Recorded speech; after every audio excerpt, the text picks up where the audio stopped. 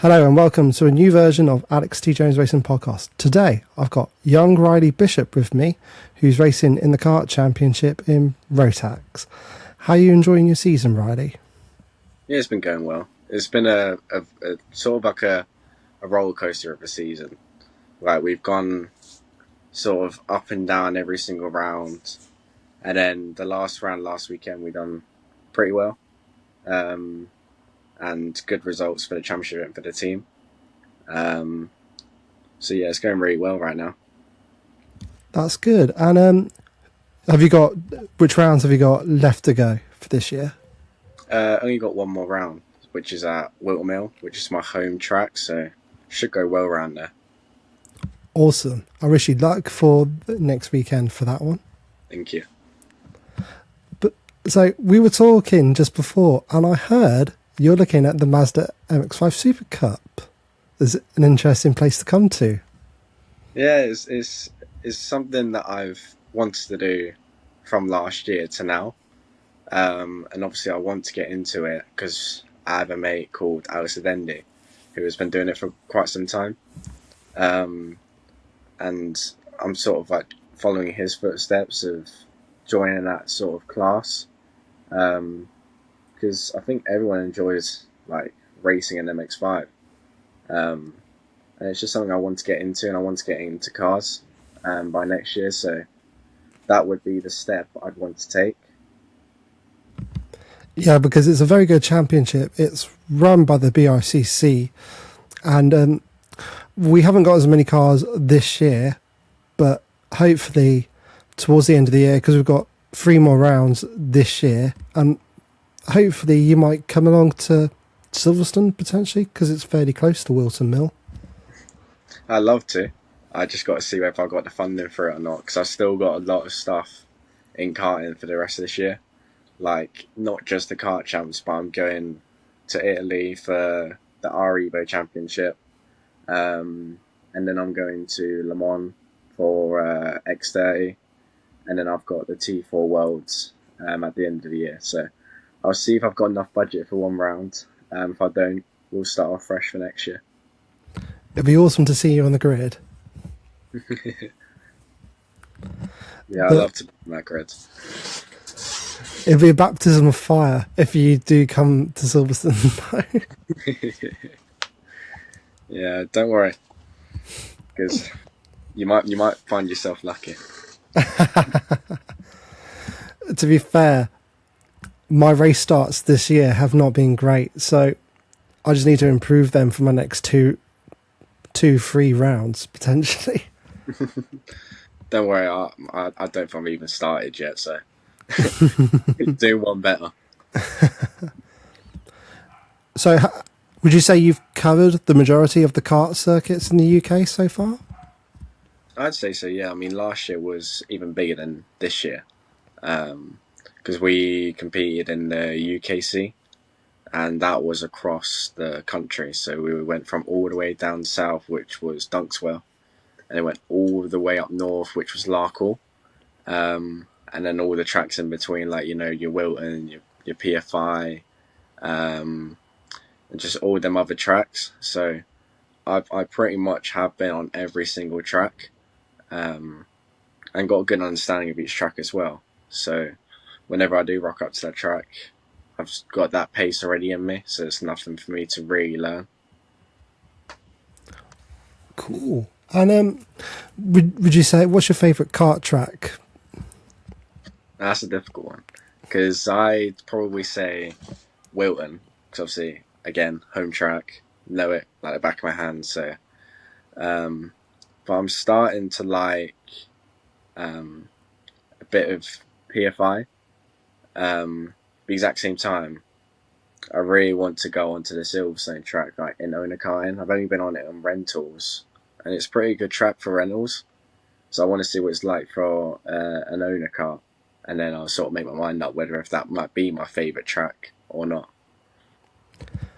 It looks interesting because, as you're aware, because you've been there as well, because it uses part of the old original circuit from the Bridge Corner, and it honestly, I remember my first Formula One meeting to go to was 2008, and when Hamilton won in the rain. And honestly, that era of the cars, seeing them come out of bridge, coming through the last two corners, it was a shame to lose those two corners. But Yeah, yeah,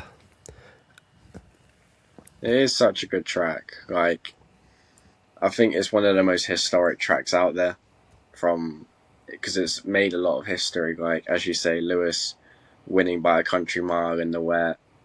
Um, Loads of championships that have probably been won from that track.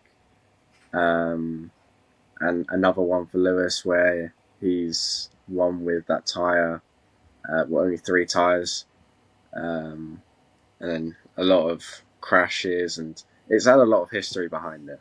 yeah, But yeah, it's a lot that my mind can't really even comprehend. But it's a really good track, and I think it's a lot of what's the word? It's I can't think of the word, but it's an honour to be racing on that track. surreal or Sort of like that, yeah. but it's about time Silverstone had the kart track, because it only got built up properly last year, and to finally compete against the other ranks of the other major circuits in the UK. So it's definitely about time, and hopefully we should see more youngsters going from Silverstone and actually getting to experience the actual Formula One layout at some point during a test day or something like that also. Yeah. I mean, definitely there is a lot of youngsters who have been racing on the big track, and I want to be part of them. But again, just need to get that funding to actually be able to take that step and start racing all over on the car tracks rather than just the karting. And as I said, I've probably done it for a decade now, and it starts to sort of, I don't know, you start to sort of lose the enjoyment because you've been doing it every single year.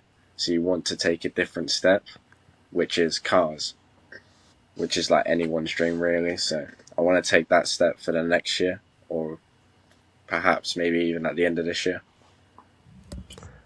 Well, hopefully you get that chance very soon, Yes, hopefully. because as we know, the budgets in motorsport are quite high for a majority of series, but for the junior ranks of motorsport, it's not, in everyday man's world, it's not too bad. But it's just interesting to know what Lewis Hamilton was saying recently about the cost of karting, and I just love your opinion to know how much it truly is. You don't have to give a figure, but yeah. Yeah, he's obviously, I've seen that video, and he's been speaking about how it is an expensive sport nowadays, especially like it's really difficult to be scouted and to be sort of known by big racing teams, like for example your Formula One teams. Whereas back in his day, like not really sure how much it costed, but I wouldn't really suspect that it would be as expensive as it is now, and it wouldn't be as hard to be found as it is now as well. So I think you're very lucky to be found within these years, whereas back then it was quite easy to, and that's when you started having them big names coming from karting. But again, back to the budget. I mean, people spending nowadays 200 to 250,000 just to race and like your big championships in Europe and everything. Whereas compared to me, we're always on like a tight budget, and we're spending at least like between the figures of 30 to 40k a year, which is still expensive, but compared to what people are doing out in different countries in a bigger and well-known class, it seems cheap compared to them, but in our eyes, it's still expensive. So I agree with what Lewis said about how it is difficult nowadays to be scouted, because it is. Yeah, because there's not many scouts out there apart from the actual Formula One teams, which go around the circuits. But I mean, there's all road management which help a lot of drivers, particularly in Formula 2 and Formula 3, and they have their own scouts as well. But there's not that many scouts around in the karting world to actually try and help as well. I mean, not in the sense of just identifying where the talent is, but there needs to be a bit more help in the general form of karting just to get the budgets down anyway.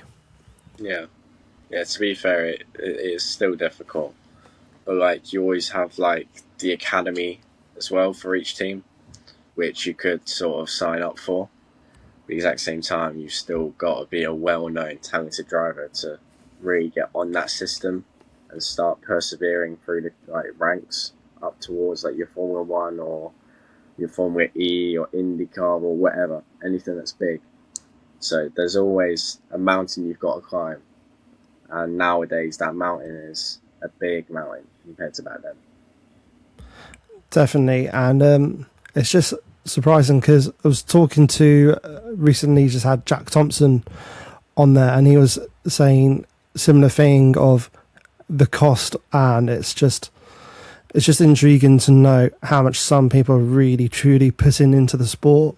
When I also said to Jack, where I feel for any youngster trying to get into motorsport now, I feel, I'm not saying you don't have to do karting, but I feel with the rise of sim racing, you can do a lot more of the sim racing now and just do some odd bits here and there in karting to still keep you race ready, essentially. Yeah, sim racing is something that people like to take, and 9 times or 8 times out of 10, you will sort of get a career pathway out of it because it's quite an easy sort of sport to, be known for if you're a gamer. Like you could do the iRacing events, and that could get you known for like your Williams esports and stuff like that. Which again, it's a good sort of hobby to take because it's cheap. You're not having to go everywhere. You can just stay at home and race. But again, there's not really the physical sides of things, and people say it's sort of like fake racers who do it. But in my eyes, it's a route that anyone could possibly take, and it could get you further than actually doing the racing in the real world. But yeah. Again, it's something that people can take for an easy route, just in case if they're struggling to even, pay for the actual real racing. And as well as that, like as you were saying, with people who, when they start motorsport, they go into karting first, which I agree is the step, but I wouldn't do it for so long. I'd probably do it for a year or two, and then start looking into the cars before you start getting drunk into, paying a lot more each year just to do bigger things in karting, when karting realistically doesn't really get you anywhere. Instead, you're just getting trophies just on your cabinet to fill your room, whereas cars will actually really get you somewhere.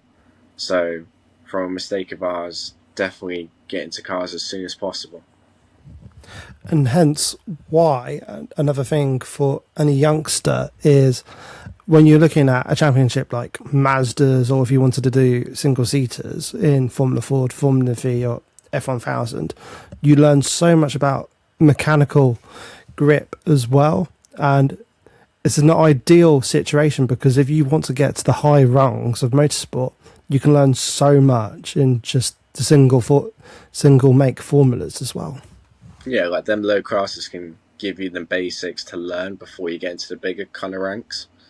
Like you understand your gear changes, how to be sort of gentle with your car as well, not always push it to the maximum, and just sort of like taking care of it as well, and then sort of understanding the sort of patience you need when driving the car. Whereas in a go-kart, you can just smash it into a corner and it'll grip up and you can just press the throttle and go. Because there's not very much to think about. Whereas cars, you've got to do the right gear change. You've got to be patient steering. You've got to be smooth steering. You've got to be very smooth on that throttle. It's just a lot to take in, which can obviously, as you said, give you the basics to help you throughout your car ranks, really. And it's like going on to my teammates in Mazda, because although they're in Mark 1s, you've got Alex Catlow and you've also got Lee and Martin Bradley, who are around a similar age to Riley. They're a little bit older with the 17 and 18, but still, it's a good way just to learn the basics, as we're just talking about right now. And because you any young listeners, you've got the chance to actually, although creating a career is everyone's goals and mine as well, even though I'm old in terms of motorsport, but for anyone who wants to get into motorsport, because I believe motorsport should be for everyone. It doesn't matter how much it is or anything like that. I believe everyone deserves a chance in motorsport. Yeah, I absolutely agree. Like, again, motorsport is always giving you a chance, and you can always be a really talented driver, but you've also got to have that financial back into you, otherwise you're not going to get anywhere. Whereas the people who like aren't as talented as the ones who are, but have got that money to back them, and they become a bigger thing than what the person they were racing was. So a lot of people do deserve them sort of options to rise up that mountain rather than having to give up on that mountain. So yeah, I completely agree with you on that one. Yeah. And whilst we're on the subject of karting as well, there's some good championships out there, because I don't know if you've heard of Brad Philpott. Yeah. And I love his YouTube content, and it's so good to see, because that seems very affordable compared to lots of the karting championships out there in the UKC. Yeah, exactly. He is a big creator, and he gives you the insights to people who are just new to karting of what it's like in the helmet, as well as being on track and sort of staring at a driver go past. There's a lot more in that helmet than what there is that you can think. So he's a very talented YouTuber, social media influencer for the younger generation who like are interested in watching races from helmet point of view, or even like what it's like to race at the front or race at the back and stuff like that. Yeah, because as we were saying, it doesn't matter where you are when you start. As long as you just gain the confidence, you'll ultimately get up the grid. You need to learn the basics and everything. Yeah, exactly. Like you can't just rock up and be fastest straight away. You've got to understand everything. You've got to be actually perfect at everything. Not perfect, but like you've got to be relatively decent at it in order to actually be at the front. Like you've got to have good racecraft. You've got to have good consistency. You've got to have good physicality. There's a lot of stuff that goes into it, which people don't really think about, and they think they are the big superstar when realistically they're really not. And here's a question for you, because I was recently talking to Keith Dalton, who races in the Mark 1s in Mazdas, and we were talking about any superstitions before you get in the car or kart. I was wondering if you had any. I mean, what I always think is to win. That's everyone's sort of superstition. At the exact same time, you may obviously not win, but in that helmet in that time, your goal is to win. So that's all I really have. Unless if you've had some sort of like beef with another driver or an argument with another driver in a previous race, you sort of start to get a bit worried of what their tactics might be against you, and what maybe if they'll ruin your race or maybe they'll help you. And it's just that stuff you sort of overthink whilst you're in that helmet,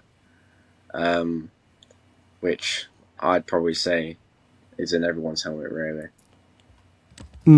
It's because I know a few drivers who want to particularly just put like one glove on before the other. So put the left glove on first and then put the right glove on second.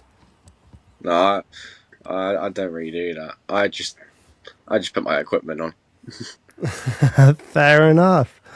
And you've got the likes of a few Formula One drivers, if I remember rightly. I think Mark Webber, when he was racing, he always wanted to get in on the right-hand side of the car as well.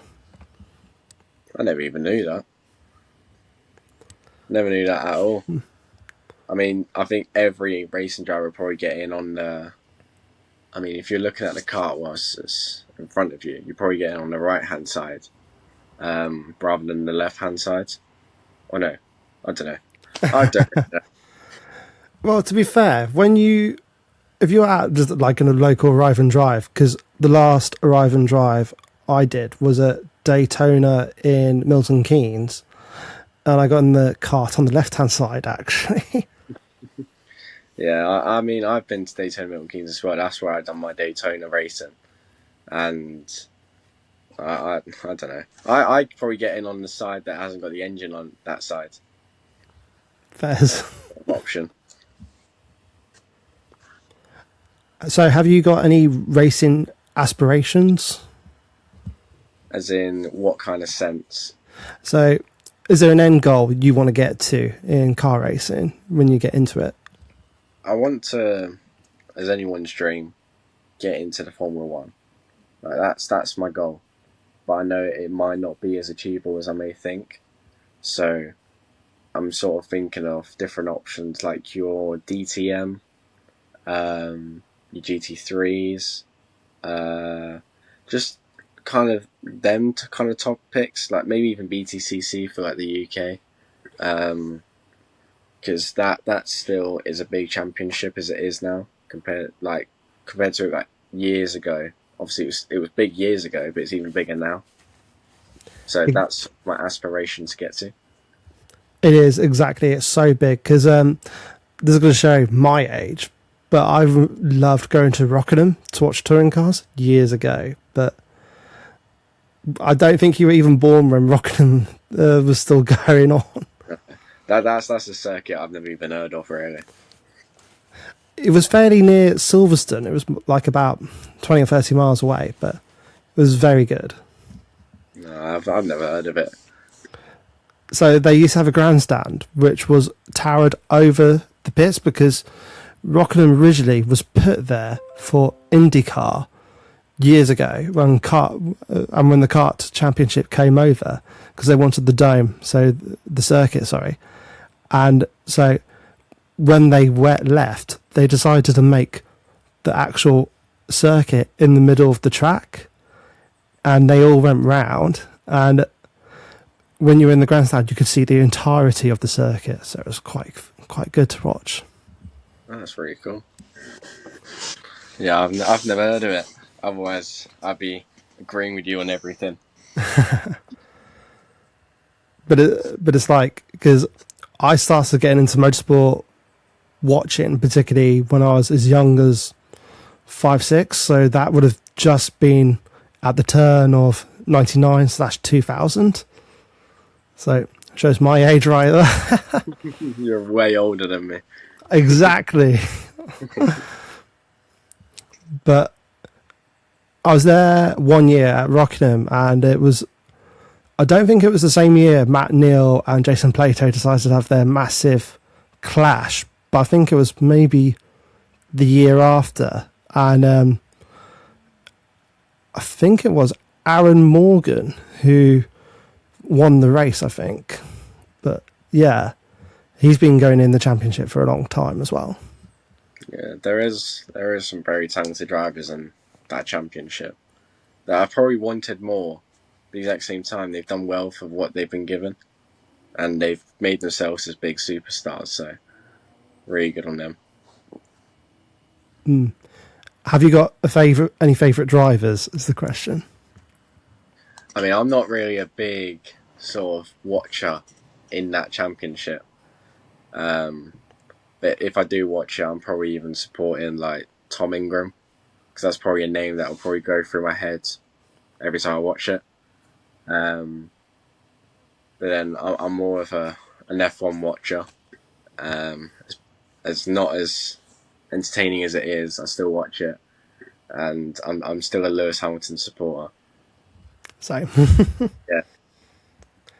But to be fair, I think when you're a racing driver, when you're actually in motorsport, I think you shouldn't have a particular favourite. You should look at who's doing well and look at their traits as a driver and see where you can particularly learn from them and see how you can take certain attributes over. Yeah, exactly. There's a lot of people out there that, you know, they may not even be that quick, but it doesn't mean that you can't support them. Like I say, you could just support everyone, support them all, because you never know what their upbringing might have been. You never know whether if they've been bought into that championship or whether if they've only just scraped into that championship with all their money, and they're doing as much as they can. So I'd say I support pretty much everyone unless they're a really arrogant person. Then no, I wouldn't support them. And for me, I think for lots of any people in motorsport, I've got the highest admiration for Nick Hamilton, because I think for what he can do, even though he's not as quick as some of the others, I think what he can do and how he can get the budget is really good. Yeah, Nick Hamilton is talented. Despite his disabilities, he does really well for what he can do. And there's not a doubt in my mind about him. Like he's a big inspiration for those who may have the same difficulties. So I agree with the way how he is presented, because he's presented in the best way. There's not really a way which I wouldn't really describe him as being, or not even an inspiration, because he is.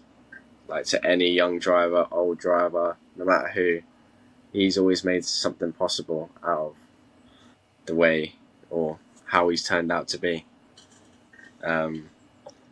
So he is very lucky, and as well as his brother is very lucky as well. So the dad and mum of them two children, I must be very pleased with how they've come out.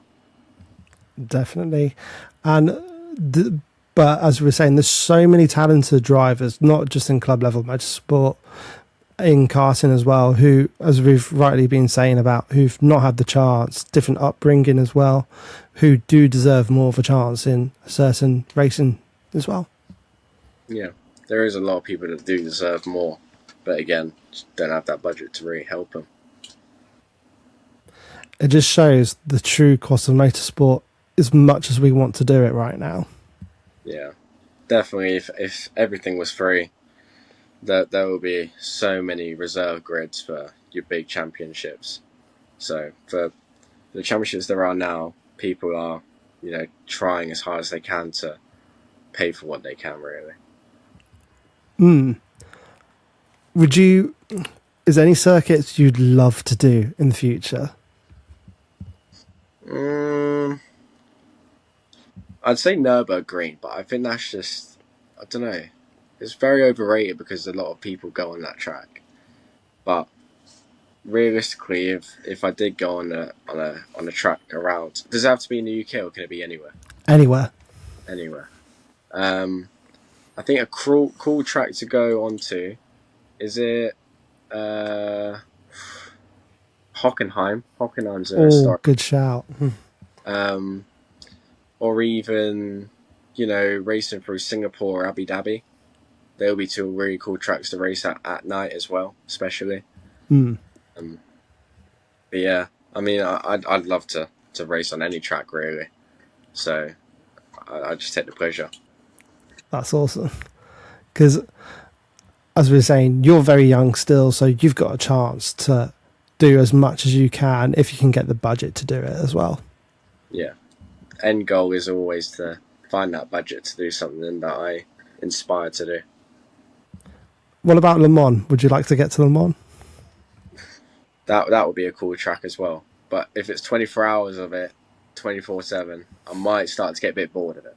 But again, really cool track. But as I said, I'm going to Le Mans anyway, to race on the karting track next door. So yeah, would be really sick to race on that track. But if I did do a 24-hour, I'd probably say to do it around Nürburgring, because that would really test your limits compared to Le Mans. It's just all about strategy, really. definitely. Because I've been to Le Mans once to watch the actual Le Mans, and that was in 2013. And I thought, honestly, it'd be such an awesome to do if I could even get to Le Mans as well. But as we were saying, budgets are just ridiculous. I mean, hypercars not as much as the old LMP1 used to be, but it's still a lot of money. Yeah, always a lot of money. And if we talk about some different other sports, are you into any other sports apart from motorsport? If I'll be honest, no. I mean, I'd probably watch the World Cup or Euros. That's it. I do play a bit of paddle now and then, and then maybe a bit of golf as well. I've sort of got an interest to golf, but just not really anything really. Like nothing really, entertains me. I do like watching the something like the World Endurance Championships, as they're quite cool to watch. And then also the V8 supercars. Can't remember what track they go around. That track's gone out of my head. Bathurst? Yeah, Bathurst. Yeah, that's the track that I like to watch as well because obviously everyone's on their tiptoes at every corner, and the racing's always really close as well. So a lot of motorsport stuff I watch. Not really a lot of any other sport. Fairs, because a lot of people who are interested in motorsport aren't actually interested in many other sports, so I totally do get that. It's just, for me, I'm massively into football, but I don't want to promote football too much on the content. Or what football team do you support? Liverpool. Oh, not Liverpool. No, it's only because my mum is originally from Liverpool, and so just being brought up. Oh, okay. You support the same team as my sister then? That's good then. It's the right team to support. Yeah, that's what we always say. But in all honesty, because I'm close to Watford, and I do keep an eye on their scores anyway. So yeah, Cool, very cool. yeah. But going away from football, so on the rise of sim racing, how much are you into your sim at the moment? I used to be a very big sim guy. Like I would be doing. Do you know about the JCC esports? I've heard of it, yeah. Yeah, that's what I done. That was probably my first ever proper esports thing. And then I've gotten into what's the charity called? There's a sim charity, which no, it's epilepsy charity. And Oh, I know the charity you're yeah, talking about. yeah, Oh, I it forgot was the at name of it as well. Simply Race, and I Yeah. attended it, and there was your big superstars like you had Isaac Hadjar, you had Zach O'Sullivan, Joseph Loke, many of other drivers, but Joseph Loke was my my teammate, and he is just an insane driver. But throughout that sim race, we were leading pretty much 75% of that, and then it was around Donington in F4, and I was going down into, I think it's called Craners. Yeah, it's greatness. Yeah, I went down into there, and there was a glitch in the curb down the hill, and I took the curb a bit more than last time, and then Did it spit you out a bit? no, the car just stopped and flipped. That's so random. So I was like, okay, so we had to pit, and I had to get reset back into the pit. So we dropped down to second, and I felt really bad. And then towards the end, I had a Red Bull sim racer on my team as well, and also a podcast interviewer, like yourself. Can't remember his name, but he never touched a sim in his life. So we were like, oh no, the team's really good, and then now he's never touched a sim, so we do not know what's going to happen. How was he? Well, we gave him 2 laps, and because there was 2 laps left, and all we needed was a podium, and all we had to do was just stay on the track. Came before he even got out of pits, he got a drive-through penalty because How? he pressed the speed limit button way too early. Oh dear. And then he went round the lap, fell off the track 3 times before he even completed that lap, and then went into turn 1 and pretty much went straight on. So, oh Oh no, dear. please, fourth, just stay back. And then sadly, fourth took third from us, so we took fourth. But we had the potential to win it if we didn't have the unlucky parts throughout that. But I've done a lot of sim racing, but I'm just not really as into it as I was before.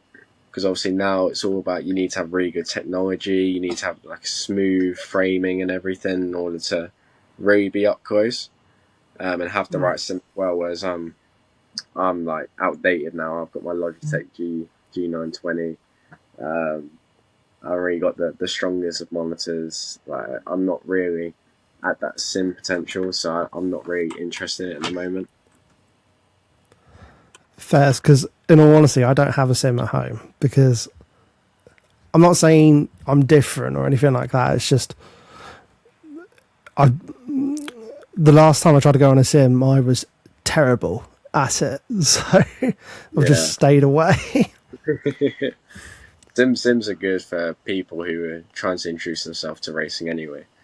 So I'd say Sims is a good learning curve before you actually even get in, your go karts or your cars.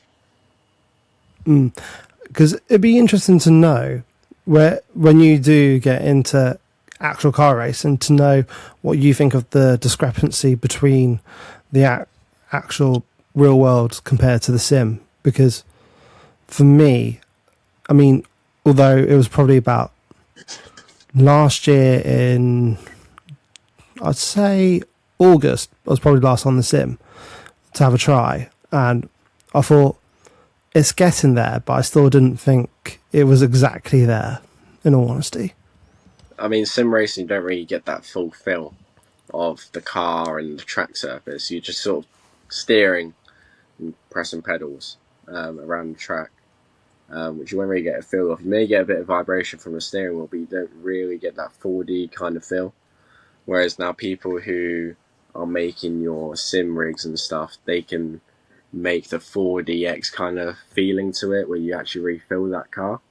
I've done test days in Ginettas and BMWs and stuff, and it's completely different to the sim world. Like the sim world, I think the sim world is sort of like a bit fake. Like you don't really get that full feel, but when you get in the car, that when stuff get real, and you've got to be on top of your game 24/7. Whereas the sim, you can make a mistake, nothing bad happens except you just got to reset back to pits. Exactly, yeah. And speaking of Sims as well, because a few seasons ago there used to be a racer in Mazda MX-5s. Sorry, called Lee Britton, who owns Sim One Motorsport. No, I've never heard of that one. I mean, I've heard of Scan Computers. I've heard of Kart Sim. I've heard of there's one that Misha uses, which is 4D. And I went to um, the big car meet sort of thing, not like outdoor, but it's Autosport. That's it, I yeah. went there and they displayed that, which was like a Porsche GT4 around the Nürburgring, because obviously Misha loves Nürburgring. Was that 2 years ago, actually? That might have been actually. Might have been Because last. Might have been the year before. I've been to every Autosport in the last few years from 2018 onwards, really. Yeah, I don't know. I think I remember it being last year, but I can't remember what the actual business was called.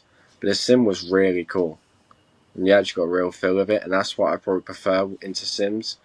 Whereas some people may prefer not really the 4D kind of things, maybe just the 2D or kind of things.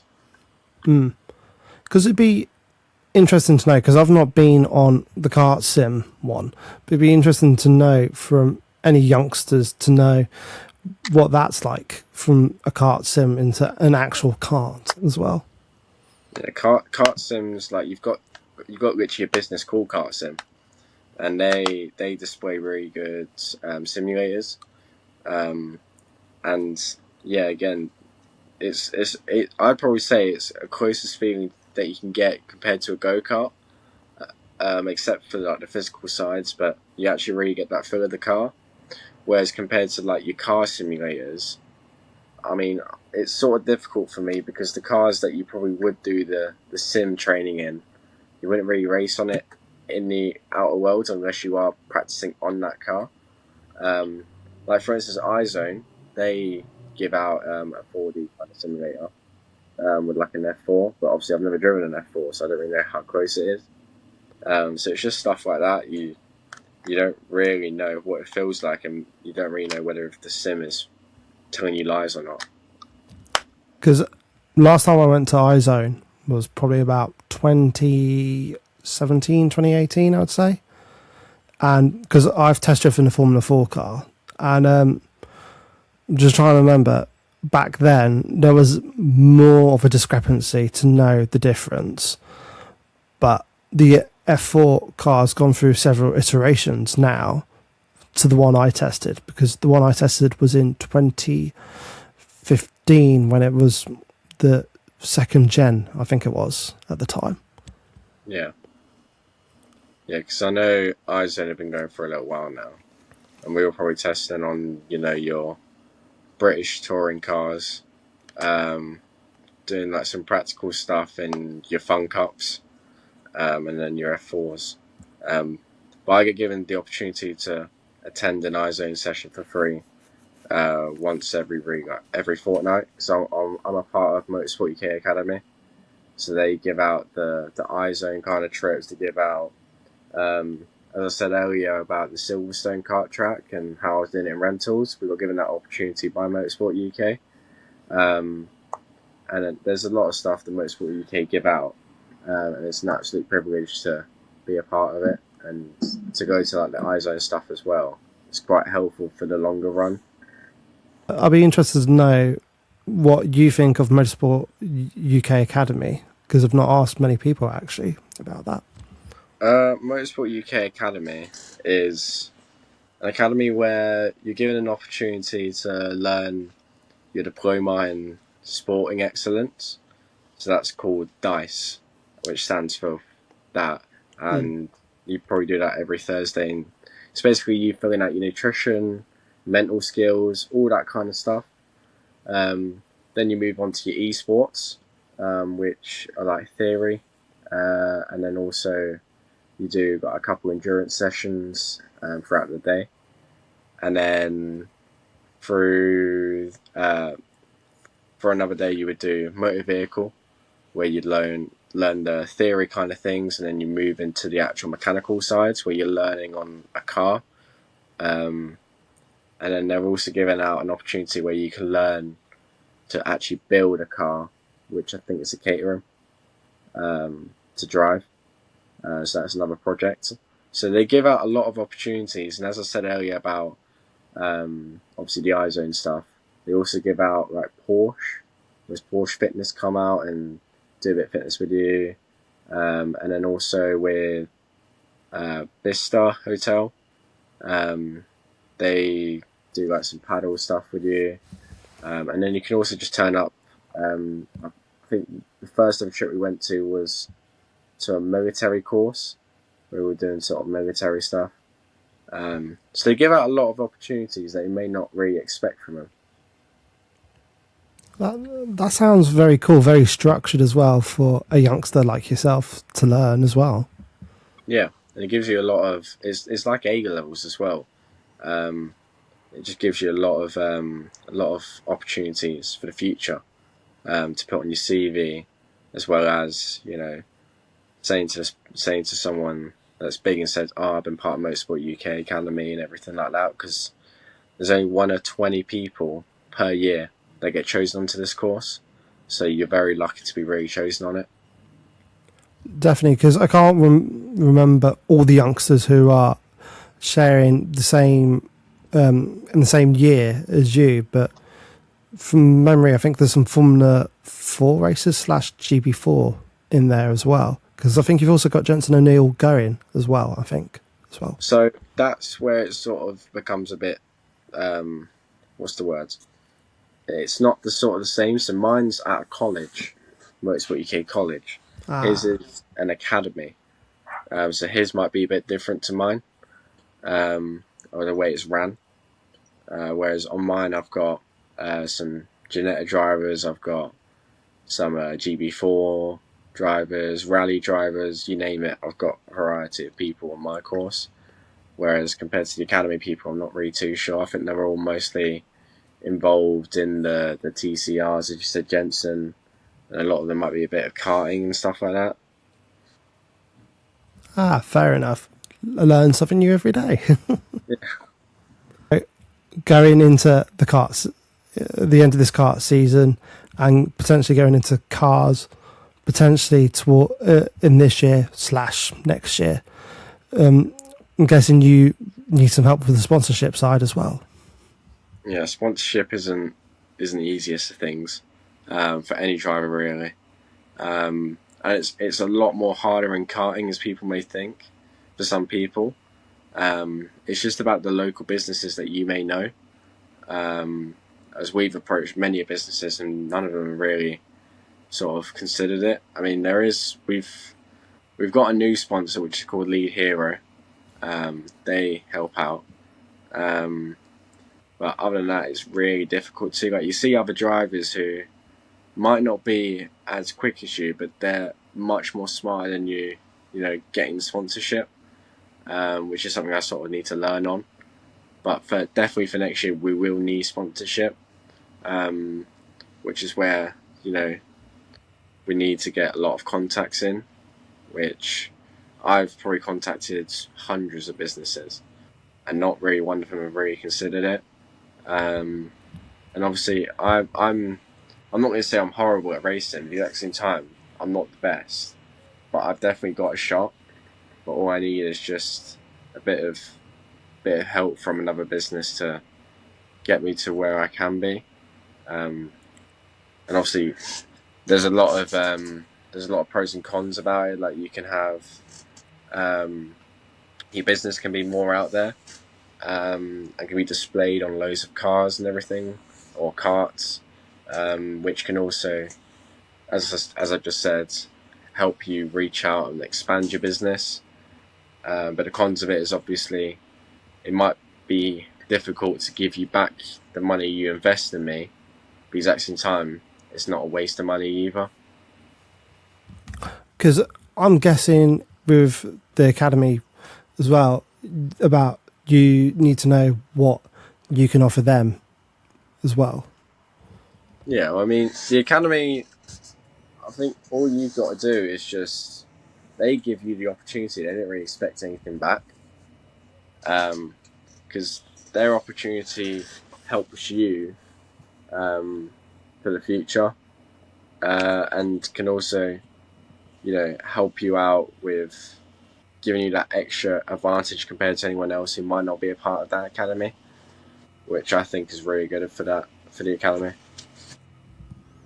Yeah, and it's definitely with sponsorship. It's, as you said, it is hard to get, but it's about approaching in the right way and actually trying to see who you can talk to within the actual business, because there's a lot you need to consider about how to approach them and how to actually get into a meeting to actually to discuss about sponsorship. But it's mostly about what you can offer them, essentially. Yeah, definitely it is difficult, but once you've mastered it's easy as slicing a cake. So you just need to have that better understanding compared to anyone else, and that can give you an advantage for the future rather than people who are not really as smart but have got that sort of advantage of being a better driver. But again, need sponsorship in this day and age now, so definitely need to start investing in businesses and getting them to invest in me. Definitely. And right, before we go, Riley, what is your @ on Instagram for everyone to go give you a follow? So my Instagram is Riley Bishop Racing. Rileybishop and then I've got a TikTok, which is again, I believe, is called Minibish Racing, which is MINIBISHRACING. And yeah, the Riley Bishop Racing is spread across not just Instagram but Facebook as well. So definitely check out the channels.